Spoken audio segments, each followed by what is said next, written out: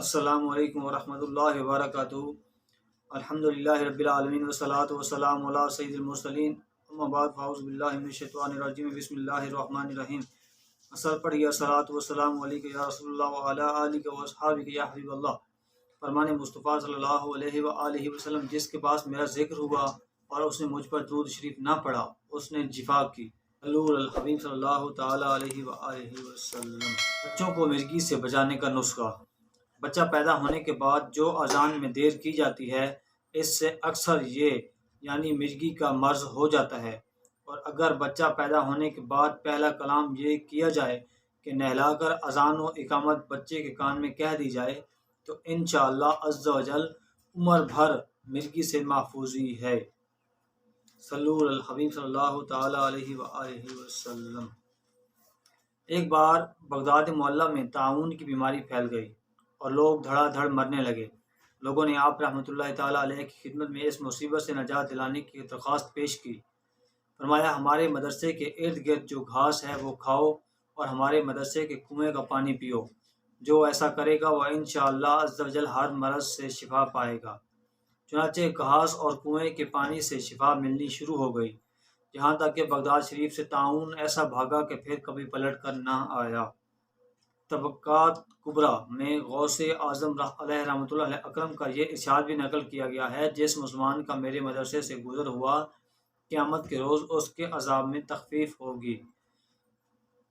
اللہ عز و جل کی ان پر رحمت ہو اور ان کے صدقے ہماری بے حساب مغفرت ہو۔ صلو علی الحبیب صلی اللہ تعالی علی محمد۔ ایک بار سرکار بغداد حضور سیدنا غوث الاعظم علیہ رحمۃ اللہ علیہ اکرم دریا کی طرف تشریف لے گئے۔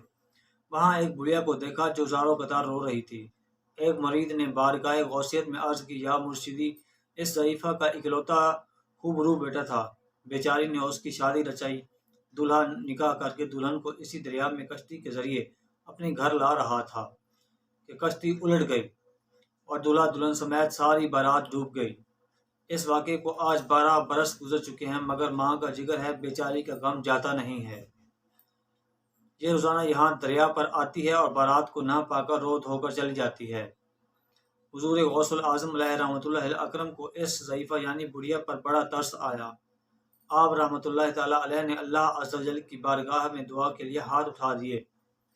چند منٹ تک کچھ بھی ظہور نہ ہوا۔ بےتاب ہو کر بارگاہ الہی عز و جل میں عرض کی، یا اللہ عز و جل، اس قدر تاخیر کیوں؟ ارشاد ہوا، اے میرے پیارے، یہ تاخیر خلاف تقدیر و تدبیر نہیں ہے۔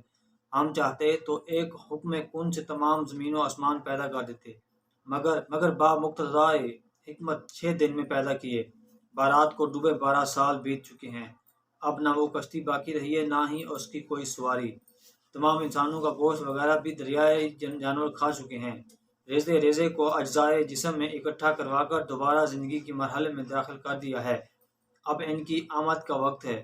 ابھی یہ کلام اختتام کو بھی نہ پہنچا تھا کہ یکایک وہ کشتی اپنے تمام تر ساز و سامان کے ساتھ ماں دولہا دلہن و باراتی سطح آب و نمودار ہو گئے اور چند ہی لمحوں میں کنارے آ لگی۔ تمام باراتی سرکار بغداد حضور غوث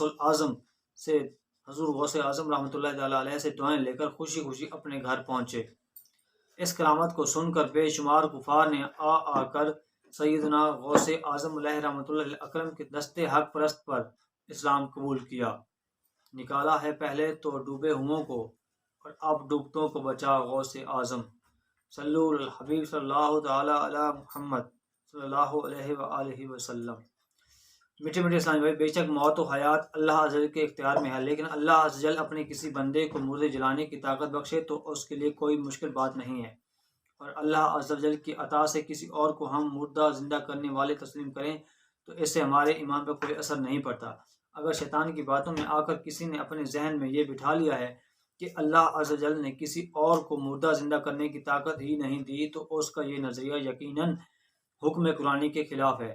دیکھیے قرآن پاک حضرت سیدنا عیسیٰ روح اللہ علیہ نبینا و علیہ صلاۃ وسلام کے مریضوں کو شفا دینے اور مردہ زندہ کرنے کی طاقت کا صاف صاف اعلان کر رہا ہے، جیسا کہ پارہ 3 سورہ آل عمران کی آیت نمبر 49 میں حضرت سیدنا عیسیٰ روح اللہ علیہ نبینا و علیہ صلاۃ وسلام کا یہ ارشاد نقل کیا گیا ہے، ترجمہ کنز الایمان۔ اور میں شفا دیتا ہوں مادر ذات اندھوں اور سفید داغ والے یعنی کوڑی کو، اور میں مردے جلاتا ہوں اللہ عز و جل کے حکم سے۔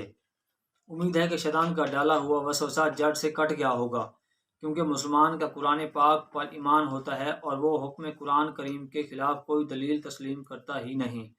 بہرحال اللہ عز و جل اپنے مقبول بندوں کو طرح طرح کے اختیارات سے نوازتا ہے، اور باتائے خداوندی ان سے ایسی باتیں صادر ہوتی ہیں جو عقل انسانی کی بلندیوں سے وراء الورا ہوتی ہیں، لیکن اہل اللہ کے تصرفات و اختیارات کی بلندی کو دنیا والوں کی پرواز عقل چھو بھی نہیں سکتی۔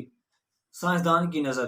دور حاضر کا سب سے بڑا سائنسدان آئنسٹائن کہہ گیا ہے، میں نے ریڈیو دوربین کے ذریعے ایک ایسا کہکشاں تو دیکھ لیا ہے جو زمین سے 2 کروڑ نوری سال دور ہے، یعنی روشنی جو فی سیکنڈ 1,86,000 میل طے کرتی ہے وہاں 2 کروڑ سال میں پہنچے گی۔ مگر جہاں تک کائنات کی سرحدیں معلوم کرنے کا تعلق ہے، اگر میری عمر 1 ملین یعنی 10 لاکھ برس بھی ہو جائے تب بھی دریافت نہیں کر سکتا۔ سائنسدان کے برعکس خدائے رحمان عز و جل کے ولی حضور غوث اعظم رحمۃ اللہ اکرم کی نظر کی عظمت و شان دیکھیے۔ آپ رحمۃ اللہ تعالیٰ علیہ فرماتے ہیں، یعنی اللہ عز و جل کے تمام شہر میری نظر میں اس طرح ہیں جیسے ہتھیلی میں رائی کا دانہ۔